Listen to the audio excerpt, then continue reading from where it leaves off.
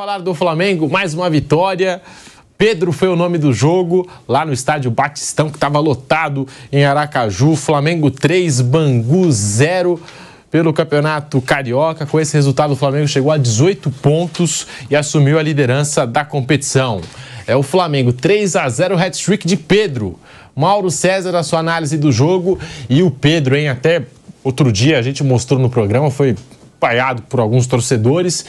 E ontem, o destaque do jogo, 3 gols na conta do Pedro, Mauro César. O Pedro, ele tem 5 gols e 5 jogos no Carioca, e se contar os amistosos lá nos Estados Unidos, 7 jogos, 7 gols.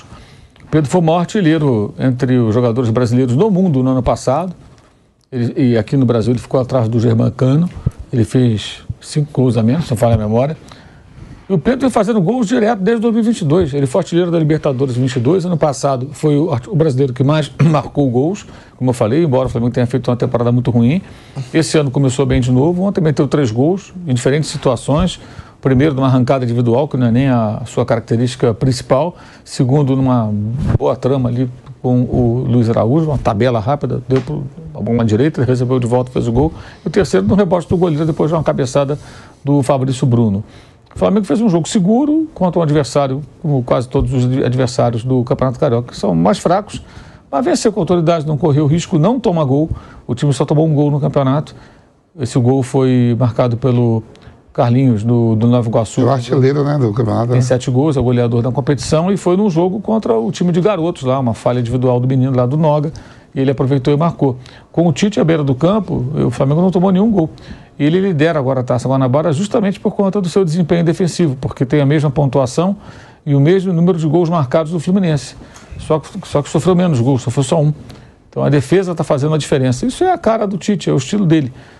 O time tomar poucos gols, consequentemente perder menos jogos, está invicto na temporada. E eu acho que está apresentando alguns progressos. É claro que tem muita coisa para melhorar. O próprio Pedro pode melhorar mais sua participação sem bola. O Arrascaeta precisa ser um pouco mais consistente, né? Teve aí o passe para o primeiro gol, mas não tem tido atuações tão lineares. O Luiz Araújo, que jogou bem contra a Volta Redonda, dessa vez já não foi tão bem, embora tenha dado uma assistência. Então, acho que tem aí evolução acontecendo. Mas o melhor ontem para o Tite e para o Flamengo foi o teste ao qual foi submetido o Igor Jesus, o volante, que jogou porque o Pulga estava suspenso e o Alan está fazendo uma espécie de um reforço, né, físico para poder voltar em melhores condições. E o garoto jogou muito bem, 20 anos, vai fazer 21 agora nas próximas semanas.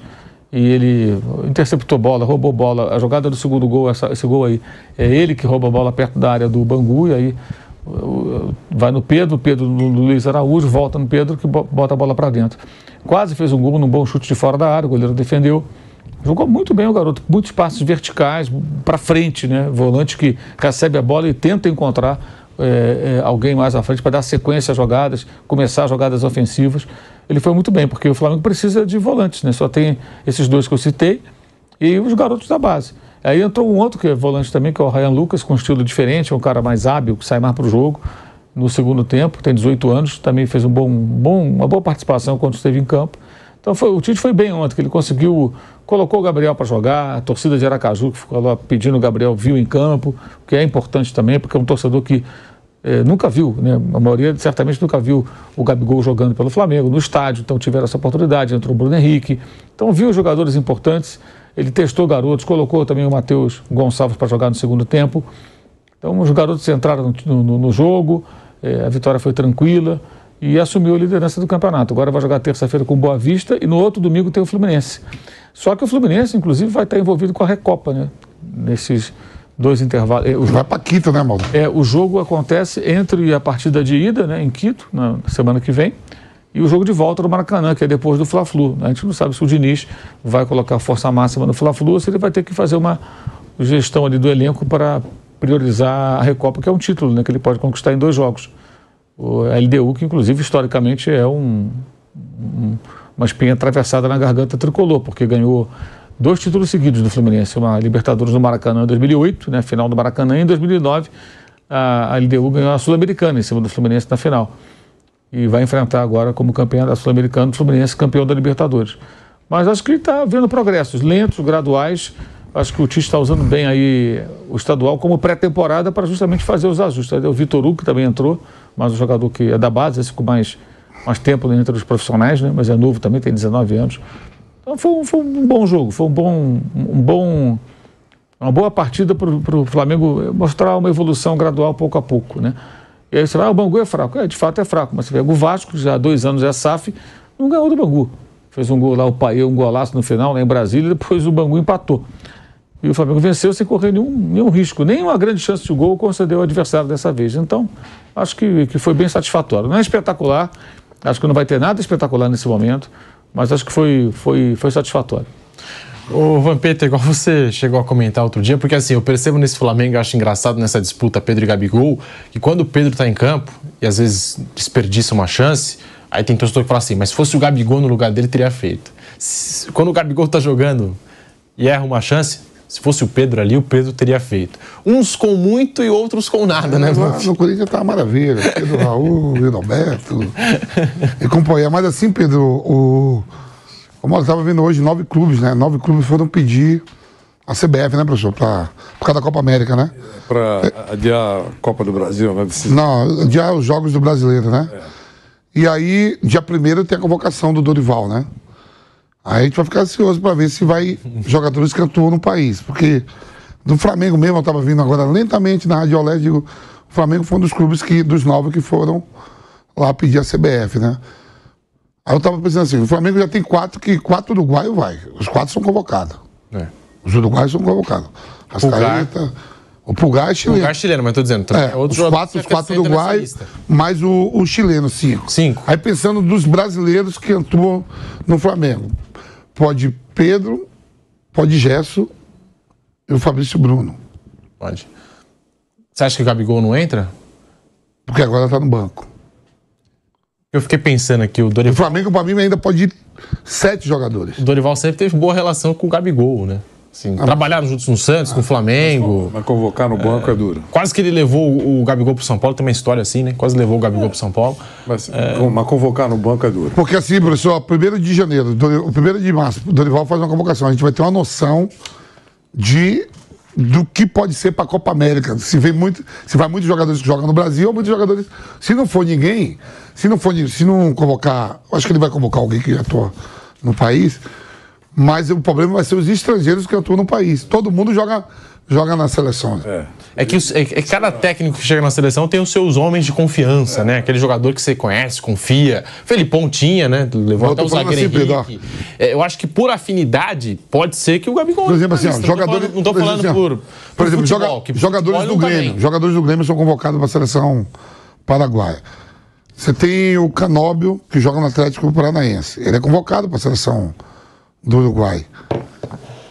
Tem jogadores... eu acho que vai mais estrangeiros para as outras seleções do que jogadores brasileiros mesmo para a Copa América. Eu acho que ele até vai chamar jogadores brasileiros. Vai chamar 23. Você acha que uns 5 brasileiros? Por aí. Nesse grupo de 18? Eu acho que ele vai chamar mais do que eram chamados anteriormente, né? 1 ou 2 a mais no futebol brasileiro. A única coisa que eu acho é que foi sempre muito contestada a convocação de um jogador quando está no banco jogando na Europa, tá certo? Poxa, mas ele lá na Europa ele é banco e é chamado para a seleção brasileira. Isso já foi dito várias vezes.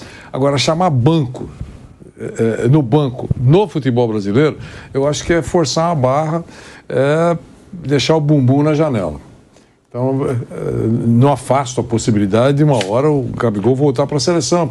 Acho até que ele tem que ter paciência, porque se a coisa não prosperar, está prosperando com o Pedro, não prosperar, ele pode ter espaço. Ele está no Flamengo, o Tite acho que não vai morrer abraçado. Se a coisa não estiver funcionando, ele vai sentir o que é que o Gabigol pode fazer. Mas agora ser chamado, eu acho, para mim seria surpreendente. Eu acho. Nós temos aqui uma arte, um comparativo, Pedro e Gabigol em 2024, os números dos 2 centroavantes do Mengão. 7 jogos para os 2 gols para o Gabigol, 7 gols para o Pedro. O Pedro precisa, em média, nessa temporada, de 63 minutos para marcar, e o Gabigol 168. Aí, portanto, o comparativo dos dois, Gabigol e Pedro. 3 gols do Pedro ontem. O Pedro, você já citou, né, Mauro? 7 jogos, 7 gols. A gente acompanha agora na tela. O Tite ainda pode utilizar esses dois juntos ou será que o Gabigol já está aceitando essa ideia de ser o reserva do Pedro mesmo, hein? Ele já reserva um bom tempo, né? Desde os tempos do Sampaoli. E ontem eles jogaram juntos, né? Porque ele não tirou o Pedro no início. Deixou o Pedro, o Gabigol e o Bruno Henrique. Depois ele tirou o Pedro. Então chegaram a jogar juntos durante parte do jogo. Quando o Pedro faz o terceiro, o Gabigol já está em campo, né, mano? Tá em campo. E até ele não foi mal o Gabigol, não. Deu um bom passe ali pro Vitor Hugo, que não conseguiu aproveitar ali a oportunidade. A bola foi para fora. O Pedro quase fez um gol de peito também, um chute cruzado lá do Léo Pereira, e meteu o peito na bola, ela passou rente à trave. A realidade é essa discussão acho que nem existe. Está muito claro que para o Tite o titular é o Pedro e o Gabriel tem que seguir esperando a oportunidade. Ele entra em todos os jogos. Então tem que entrar, jogar bem, fazer gols e tudo. Teve até chance já. Ele poderia ter resolvido o jogo contra o Vasco. Teve 2 oportunidades. Uma bola que o De La Cruz o colocou em ótimas condições, ele perdeu, e o pênalti que ele desperdiçou. Se ele tivesse feito um ou os 2 gols e o Flamengo vencesse o Vasco, mudaria bastante aí a situação para os jogos seguintes. E o Pedro tem feito os gols, tá aí, são 7 gols, 7 jogos. O adversário fala, pois o Gabriel fez quantos gols? Ele 2. Quantos minutos o Pedro precisa fazer um gol? A gente viu ali. Quantos minutos precisa o Gabriel? Pelo minuto você tira a média, aí você vê o desempenho de um e do outro. Então a fase do Pedro é melhor. Eu não acho que o Pedro esteja jogando super bem, mas ele tem feito os gols. Ele é um cara da posição, é um goleador. Então não tem muita discussão, não. O próprio Bruno Henrique entrou ontem e tal, não entrou mal, mas também não está pedindo passagem assim para ser titular a qualquer custo. E o Tite já falou que ele quer disputa por posições, acho isso ótimo. O grupo acomodado que ficou no modo banana tantas vezes ano passado. Então é ótimo que tenha disputa por posições, mesmo que ninguém se sinta muito seguro de si, né? Dono de um lugar no time. E quem eu tenho também achado interessante a mudança de postura é o Gerson. Muitas vezes o Songamonga ali, preguiçoso. Não, ele está disputando, está voltando, corre, dá combate, desarma, faz falta. Ele está competindo mais. Me parece que, não sei, ali o Tite, o César Sampaio, o Kleber, o filho do Tite, o pessoal da comissão técnica, talvez já colocando nele a importância dele ser um cara mais participativo. Colocaram como capitão, está com braçadeira. Porque o Gerson, ele muitas vezes é um grande desperdício, né? Você olha para ele, jogador que tem muito bom controle de bola, bom chute de média distância, é um cara forte, protege a bola muito bem. Se ele competir mais, competir, o que eu falo é marcar, combater, interceptar passes, fechar o caminho do adversário, fazer desarmes, ele vai ser um jogador muito superior ao que ele é. Eu acho um desperdício que ele tem tudo para ser um cara muito mais jogador do que ele é. Mas muitas vezes ele passa alguns jogos, ele fica distante, participa pouco, compete pouco. Acho que ele está mudando. Ontem de novo. Acho que ele jogou uma partida séria. Parece que estão conseguindo amadurecê-lo como jogador dentro de campo, né? Para ter uma participação mais consistente. Alguns jogadores, a maioria dos jogadores sonham em ir para suas seleções, né? E aí tem um treinador que na primeira coletiva vou ficar mais de olho no futebol brasileiro. Isso não motiva vários jogadores que têm esse sonho. Paulinho, do Atlético Mineiro, Rafael Veiga, Gerson, né? Pedro. Os caras ficam sonhando em estar na seleção. Alimenta o sonho de todo mundo. Vai ter Copa América agora. Tá jogando bem, o cara tem falar. expectativa de ser chamado. Eliminatória, Copa América.